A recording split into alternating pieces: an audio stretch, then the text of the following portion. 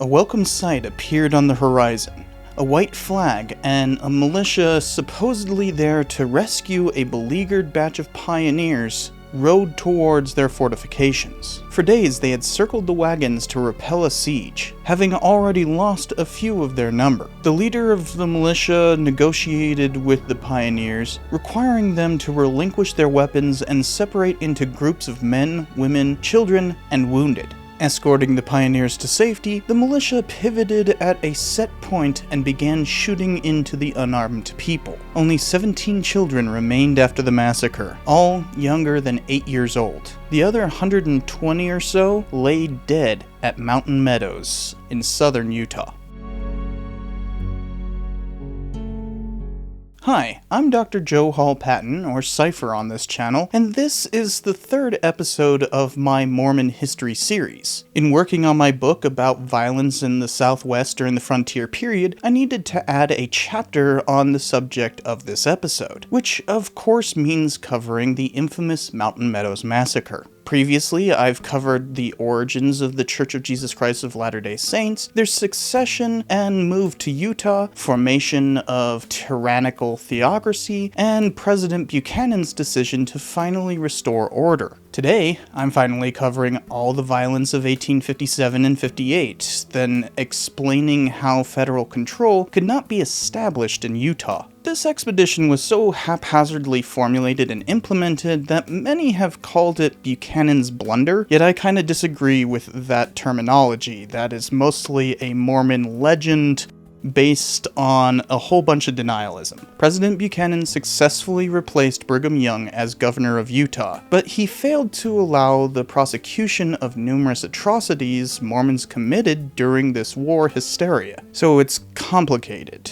The real blunder was the failure to prosecute. While the U.S. Army came to enforce the law, Utah remained Young's personal kingdom by the end. Americans failed to incorporate Mormons into the national body politic despite the blood and toil the Utah War took, allowing LDS to lie and cajole their way past dismantling their unconstitutional theocratic tyranny.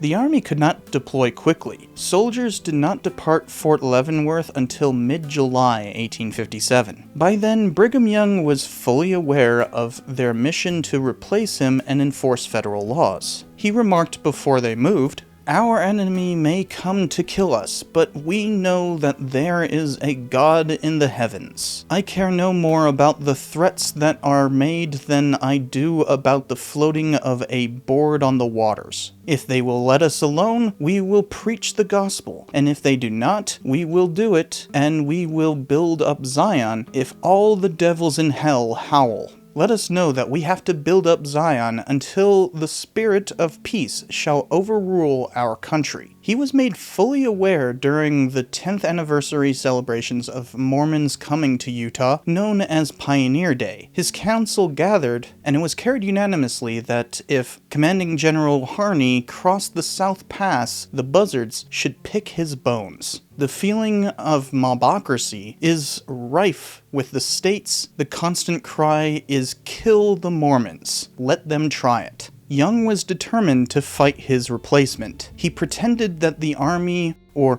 mob, as he called it, was coming to destroy his kingdom, somehow in contravention of his rights, as though he could supersede the American Constitution. Mormons abandoned Fort Bridger and Supply and burnt what they could. Nauvoo legionaries began fortifying Echo Canyon to the north of Salt Lake City in the hopes of preventing the army from entering Utah from the remains of Fort Bridger. Young recalled LDS members in outlying settlements and told everyone within the Corps to withhold supplies for the coming fight. He also toured northward to attempt making common cause with the various tribes, though they were were unreceptive to his entreaties. He wrote a couple orders to William H. Dane, who commanded legionaries in southern Utah. You are instructed to hold your command in readiness to march at the shortest notice to any part of the territory. Particularly let your influence be used for the preservation of grain, and report without delay any person from your district that disposes a kernel of grain to any Gentile merchant, to temporary sojourners, or suffers to let it go to waste. Avoid all excitement, but be ready. Instruct the Indians that our enemies are also their enemies, and how they are continually fighting against them somewhere, and that it will be upon them as well as Sioux and Cheyennes in due time. That they must be our friends and stick to us, for if our enemies kill us off, they will surely be cut off by the same parties. Alongside these orders, he sent George A. Smith to rile up the southern settlements, who happily drummed up their belligerents, saying, "As a people, we have been long harassed and oppressed, driven, slain, and plundered. I have got through with it. I am one of the proscribed, but greatly prefer fighting to hanging." They had already begun abandoning the Las Vegas mission, but returned infrequently to gather supplies, including another batch of lead from the Mount Potosi mines. This is where the rumor of Mormons using silver bullets comes from, because that deposit had blue striations of silver.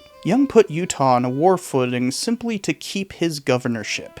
His rhetoric worsened by the week, becoming so malicious that LDS refused to publish his remarks when he said before a large congregation, "Let it be treason or not." The Senate will decide your fate. I am the Deseret. Not yet. It's treason, then. I will fight them, and I will fight all hell, then tamely submit to such outrageously wrong oppression. The travel must stop. Your trains must not cross this continent. To accomplish this, I need only say a word to them, for the Indians will use them up. The constant euphemisms for murder, such as use them up, set the stage for the worst event of this whole sordid saga. Lorenzo Snow, who would later become LDS president, said about the entirety of Mormondom, "Much excitement prevailed. We had much difficulty in protecting another company of immigrants from being massacred by the fury of the Indians." Snow's statement was foreboding, to be sure. A group of Arkansas immigrants came through Salt Lake City when Snow wrote about possible Indian attacks. Wagon trains were dynamic things, constantly morphing with stragglers and newcomers over the course of their travels. This was a comparatively rich train with a large herd of cattle meant to create ranches in California. Some had already made that journey before and were well experienced for such a trip. Two leaders of separate companies were Alexander Fancher and John Baker, who combined at SLC while splitting off from a few others who took a different route. They even took on a few apostates escaping to California. They were well armed, since emigrants regularly fought minor skirmishes with Great Basin tribes. Most of those tribes were simply stealing for sustenance from the very groups that had impoverished them in the first place with this constant churn of movement. No matter how prepared they were, they could not predict the situation they rode into.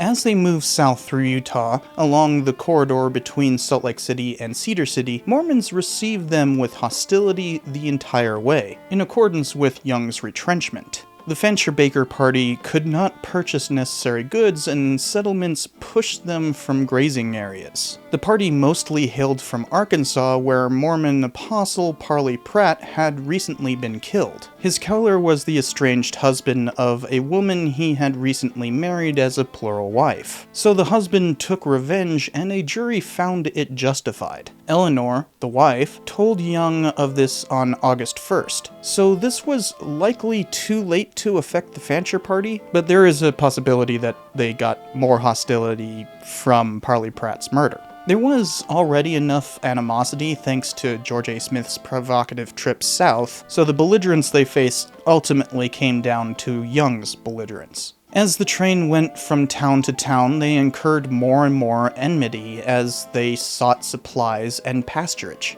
Some Mormons tried to sneak them provisions, but higher authorities either threatened those people with violence, and if they succeeded, some faced violent repercussions. This likely led to angry exchanges between emigrants and Mormons, though most accounts after the fact tried to justify the atrocity to follow, often with clear lies, such as travelers poisoning a stream. One boy would die after the fact from anthrax, not some sort of poison. By early September, the Fancher party gathered their strength in the last pasture before crossing through the Mojave Desert, called Mountain Meadows. In those days, it was lush and vibrant, with a good creek flowing through it.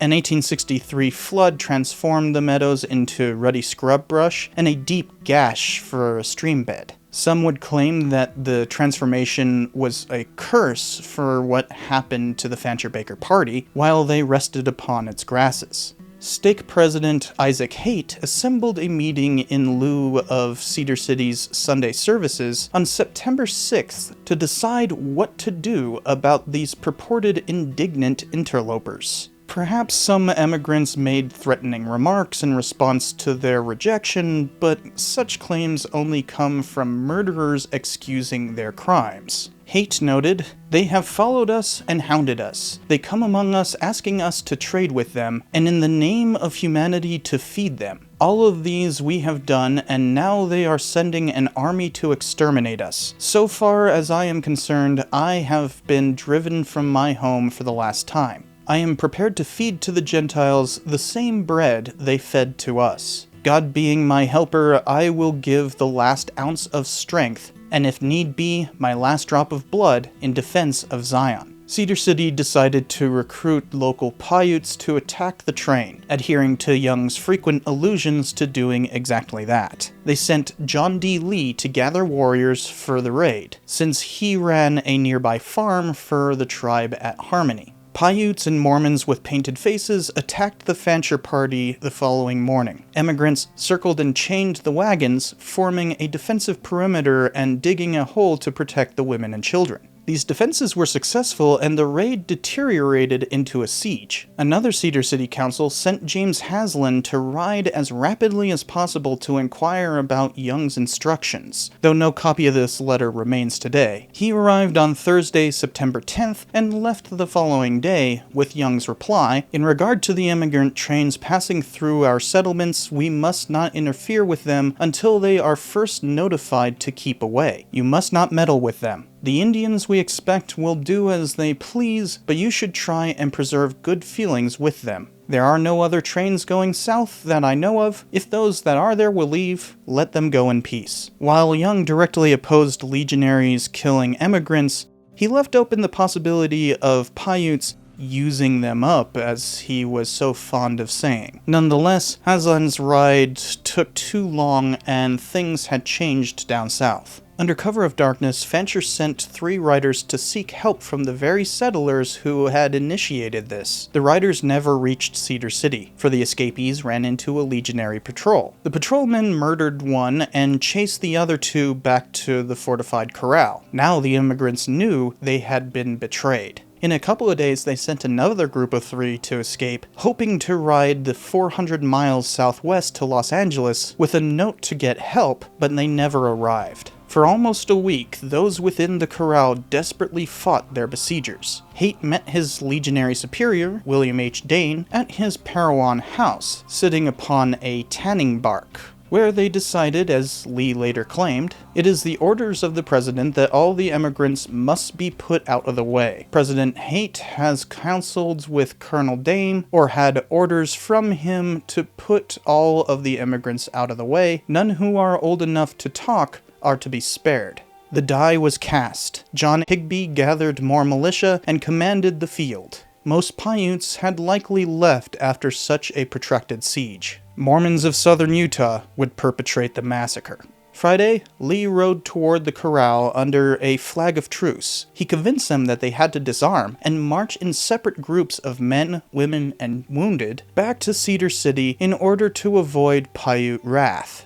Anyone might disagree with their willingness to believe such deception, But after 5 days of combat, beleaguered survivors would be gullible in the extreme. They marched from their fortifications just for Mormons to betray their trust and massacre them in batches. The Nauvoo Legion killed every man, woman, and child older than 6, leaving only 17 survivors. They distributed the plunder among themselves, attempting to adopt these children, and haphazardly buried the corpses, which were easily dragged up by wildlife in the coming months. Commanding the regular soldiers who buried these remains 2 years later, James Carleton reported there were at least 120 fatalities, though Lee himself claimed 150 a few weeks in the aftermath. Lee apparently slept soundly that night despite the wailing of children. The 3 escapees carrying that urgent letter with as much information about the siege that they could carry only passed to the Virgin Hills rimming the Las Vegas Valley, where interpreter Ira Hatch and his Mormon allied runners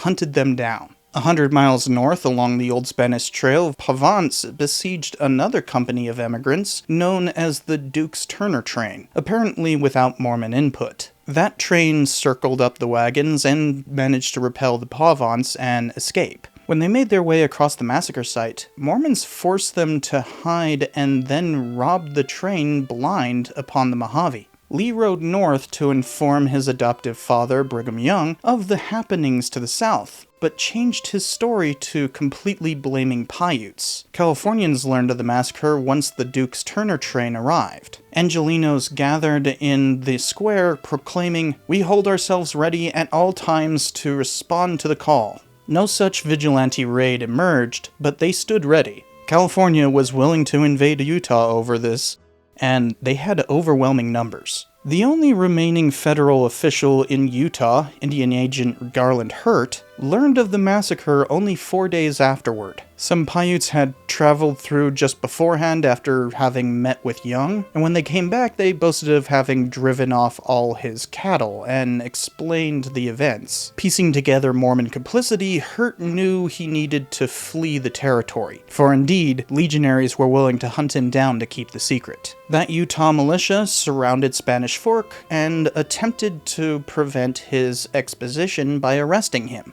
But Utes prevented this by nearly starting a gunfight on Hurt's behalf, allowing him to travel along what would become known as the Outlaw Trail and inform the incoming army of Mormon wrongdoing. Young tried to disparage Hurt by claiming he had shirked his duties to him as Indian superintendent, but Young was in open rebellion and had been officially replaced by Jacob Forney. Just days before Haslam rode up to Young's house, Stuart Van Vliet arrived in Salt Lake. He explained that Young was no longer governor and the army was on its way solely to enforce the law. When Van Vliet left, Young showed his lack of contrition by declaring martial law, openly lying about everything he had just been told. He aggravated Utahns' fears of persecution, proclaiming to them, "We are invaded by a hostile force, who are evidently assailing us to accomplish our overthrow and destruction. Therefore I, Brigham Young, first, forbid all armed forces of every description from coming into this territory under any pretense whatever. Second, that all the forces in said territory hold themselves in readiness to march at a moment's notice, to repel any and all such invasion.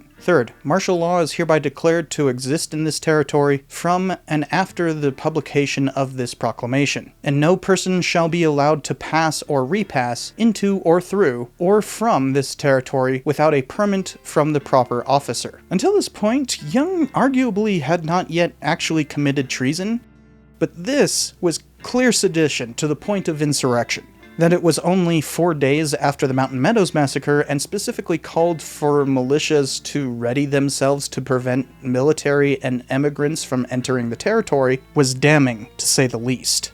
No territorial governor has been so tyrannical, and this declaration undoubtedly vindicated Buchanan's decision to send an army, despite questions in Congress arising about the expedition's necessity. Lee arrived with his message about the massacre he'd perpetrated over a week later. Wilford Woodruff recorded Lee's meeting with Young, which I'm displaying on screen if you care to read it. This is essentially the first full account of the massacre, and it clearly blames Paiutes for acting alone, indicating that Lee intentionally disguised his involvement and lied about nearly every element of what happened. He clearly tries to demonize and blame the victims with that nonsense about a poisoned spring and cursing Mormons, as though that justifies their wholesale slaughter. Despite this, historian Will Bagley has raised suspicion that Lee had confessed his involvement and Young ordered his silence. Young had met with Lee the night prior, though the entry there too said that the Fancher party were all used up by the Indians. Either way, Lee would remain the anchor of the LDS conspiracy to blame Indians for their massacring of civilians. By early October, some of the long train of soldiers scattered across the plains arrived. Unlike military convention, besides a minor vanguard of infantry, the front of the train was mostly supply wagons. Dragoons and newly organized cavalry were ironically at the back. Part of the problem came when General Harney had to leave. Colonel Johnston replaced him, later breveted to general. Under him, Colonel Alexander, who was the first senior officer to arrive at the mountains beyond the Salt Lake Valley, began organizing an advanced force to evade Mormon fortifications by sweeping northward. Legionaries under Lot Smith tried to stampede their cattle, but missed. There were another couple of near misses where legionaries and soldiers met on the fields but avoided battle. Smith burned 3 supply convoys, though. One of the wagon masters supposedly cried, "For God's sake, don't burn the trains." Smith replied, "It was for his sake that I was going to burn them." Alexander, ever the fickle leader, decided not to pursue entering Utah ahead of Johnston, effectively relegating the army to wintering in the ashes of Fort Bridger. Even with regulars relegated outside the territory for the winter, Mormons remained truculent. Wild Bill Hickman had killed mountain man Richard Yates for supposedly trading with the incoming army. A patrol of regulars found a private hanging from a tree who had deserted. Legionaries captured a group of merchants from California, led by John and Thomas Aiken, who likely hoped to trade with the army. After a brief imprisonment for spying, an absurd charge for American citizens, locals near Nephi, including Hickman and Porter Rockwell, murdered 5 of the 6 of them. One escaped. Mormons murdered another apostate named Henry Forbes, who attempted to flee to Fort Bridger. While these were much less bloody incidents than the Mountain Meadows Massacre, they proved Utah's insurrection. Fort Lemhi was a far northern outpost, technically outside of Utah, but part of Young's kingdom in defiance of Oregon Territory. Despite attempting to bring the tribes of the north to side with Mormondom, most opposed those settlers. Perhaps some civilians aligned with the federal government encouraged Bannocks and Shoshones to rebel, but they had ample reason to do so before. A joint raid put Lemhi under siege, killing 2 missionaries. Commander of the Nauvoo Legion, Daniel H. Wells, had to divert personnel from his command to mount a rescue. Down south, Jacob Hamblin returned to his farm at Mountain Meadows, where the massacre's perpetrators and survivors gathered that fateful night. Instead of dealing with the rotting corpses his compatriots had created, he concerned himself with searching for an army expedition moving north along the Colorado River, under command of Lieutenant Joseph C. Ives, which took him months to find the so-called Evil Omen. The furthest north Ives went was the Las Vegas Wash, but the fear this unrelated expedition caused and the Fort Lemhi siege showed that the insurrection in Utah was built on faltering faith. Buchanan also had little faith. He sent a peace commission to console Young, along with allowing Thomas L. Kane to go to Utah on his own without any formal power. Young had declared that Utah should have the rights of a state and could secede if necessary. Johnston had essentially blockaded Utah due to the insurrection. Utah authorized the creation of a new standing army of Israel. Legionaries may have attempted sending poisoned salt to the army like Mormons had used during the Walker War. Utah began printing counterfeit currency and sought a secret napalm-like incendiary device. It seemed early 1858 would bring worse bloodshed. Kane arrived first and basically became Young's agent, accepting Lee's lies about Mountain Meadows, arranging for Cummings to cross legionary defenses, and negotiating a trade offer to Johnston. In the process of this, soldiers nearly shot him during a blizzard because he fired off his weapon in order to be found. The Peace Commission arrived and offered amnesty for all of Utah's sedition, barring murder, of course, as long as they allowed the army to enforce the law. Young had already been indicted for treason, so his life was at stake for this amnesty. Governor Cumming arrived in Salt Lake City and spoke to the LDS Tabernacle. Once he announced his intention to help apostates escape the territory, as he recounted, "I had to deal with men embittered by the remembrance and recital of many real and some imaginary wrongs." The congregation became greatly excited and joined the speakers in their intemperate remarks, exhibiting more frenzy than I had expected to witness among a people who habitually exercise great self-control. A speaker now representing the federal government as desirous of needlessly introducing the national troops into the territory, whether a necessity existed for the employment to support the authority of the civil officers or not, and the wildest uproar ensued. This seems to have kowtowed Cumming. He wanted to please his new constituents. As historians David Bigler and Will Bagley expressed, from that day forward, to the profound disgust of other federal officers, he was governor in name only and served the interests of the Mormon theocracy. This would help keep all the Mormon criminals who committed so many atrocities safe from prosecution. A month and a half later, the army finally marched through Salt Lake City. Most locals had moved south in a plan to desert the city, leaving only empty streets and a few curious onlookers from behind window curtains. After briefly bivouacking nearby, they set up a new post, naming it after the current Secretary of War, Camp Floyd, later renamed to Crittenden because of Floyd's Confederate sympathies. Ironically, Johnston had come to enforce loyalty, and he too would join the slave owners' rebellion. Before that, Buchanan had appointed an entire set of federal officials to fill all the territorial requirements. District Judge John Cradlebaugh began holding sessions in early 1859 in order to prosecute the numerous murders. Due to witness intimidation, a large contingent of troops bivouacked around the Provo court. He opened proceedings by instructing the grand jury, if you desire innocent and unoffending persons to be protected, that you vigilantly and diligently prosecute all persons who are violators of the law. LDS purposely undermined justice through spying for Young and impaneling perpetrators on juries.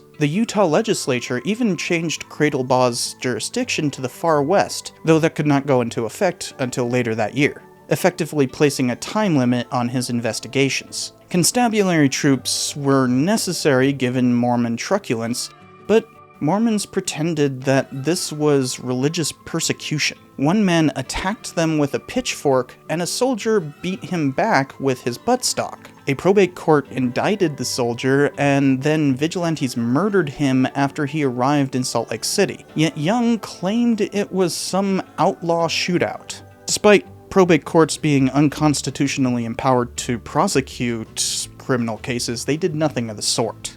They remained completely with the Mormon line. Provo locals proved unwilling to enforce justice, so Cradlebaugh closed court saying, "When the people come to their reason and manifest a disposition to punish their own high offenders, it will then be time to enforce the law also for their protection. If this court cannot bring you to a proper sense of your duty, it can at least turn the savages in custody loose upon you." That's pretty much what Utahns wanted. They wanted the criminals free. He took his court south to Cedar City and the Mountain Meadows. New Indian Superintendent Jacob Forney became the first federal official on the massacre site. He initiated the collection of survivors and their transport back to Missouri relatives, with a couple remaining in the false hope that they could provide testimony for Cradlebaugh. Mormon writers forewarned perpetrators, and legionaries protected them in wilderness hides. Escorting army paymasters northward along the Old Spanish Trail was James Carleton, who conducted an investigation into the massacre that proved much of Mormon complicity and provided the only contemporary Paiute testimony. While investigating the site, his unit buried several of the corpses under a cairn of stones, with a slab leaning against it stating, "Here 120 men, women, and children were massacred in cold blood early in September 1857. They were from Arkansas." Soldiers placed a wooden cross atop it that bore the Bible quote, "Vengeance is mine, I will repay, saith the Lord." Later accounts would claim that this was torn down by direct order of Brigham Young because he had claimed that the cross should read, "Vengeance is mine, and I have taken a little." In fact, it had been destroyed by a major flood that also ravaged the meadow during the major flooding throughout the southwest of 1862. Vandalism of the cairn's second incarnation was likely inspired by this flippant atrocity denial, displayed by LDS for a century and a half after Carleton had so conclusively proven the Nauvoo Legion's complicity. Before Cradlebaugh could act on that information, Young and Cummings sought to end his time prematurely. After a furious letter-writing campaign, they gained the ability to decide when to use constabulary troops, and immediately rescinded it for the district courts. Johnston left Utah in disgust. Without any enforcement, Cradlebaugh dismissed the grand jury, stating, "The very fact that such an affair as the Mountain Meadows Massacre should so long have been left uninvestigated shows that there is some person high in the estimation of the people by whose authority crime is committed. Such is the view that will be taken of it, unless you do your duty fully and fearlessly. You can know no criminal code, but the law of Congress and of this territory. No person can commit crimes and say that they are authorized by higher authorities. If such notions are entertained here, they must be dispelled." He left for the Carson Valley, disgruntled by Young's complicity in the atrocity. He would work against Mormon tyranny, succeeding in separating Nevada into its own territory and preventing Utah's statehood. After receiving a grievous wound fighting for the Union during the Civil War, Mormons remained spiteful, with their official newspaper stating, "He is now reaping his reward." Even after such contemptible rhetoric from church authorities, they still protected participants in their atrocities, only allowing the punishment of one member 2 decades after the fact. And Young was mere months away from his own grave by then. The counterfeiters escaped prosecution by gunning down the one witness willing to testify. LDS successfully averted justice and twisted the story into their own version of the lost cause, where they persevered against the big mean government trying to persecute them out of existence. Young had lost the war, but he won the peace. They remained unincorporated into the American body politic, but how they eventually became incorporated will have to wait until another episode. Be sure to subscribe for that, because there's still much more of this chaotic story to cover, and I've got at least another couple episodes to make. As we have seen, the Utah War was all kinds of jumbled up, had several atrocities, especially the Mountain Meadows Massacre, and ultimately, while it did remove Brigham Young from the governorship, he still maintained his tyrannical power over Utah. It would take decades to dismantle Mormon theocracy. Squeak. Hello. Thank you. Hi.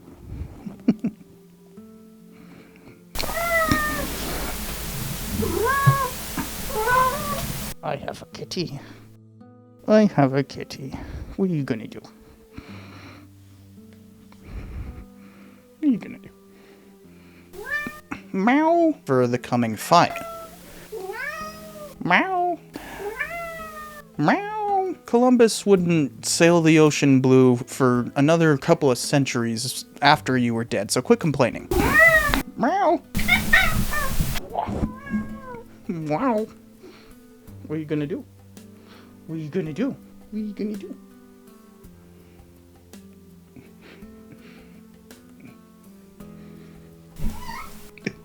Squeak. Meow. Alright, I'll let you... okay, I'll let you out. Hold on. Oh man, I am sweating. Hello? Come on, everybody.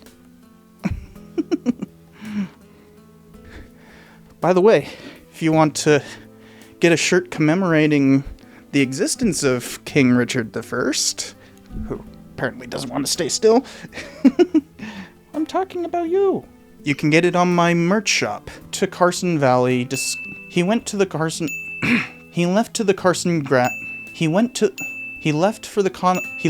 Carson Valley, disgruntled by Young's complicity. Why can't I say this? Disgruntled by Young's complicity, disgruntled by Young's complicity, Young's complicity.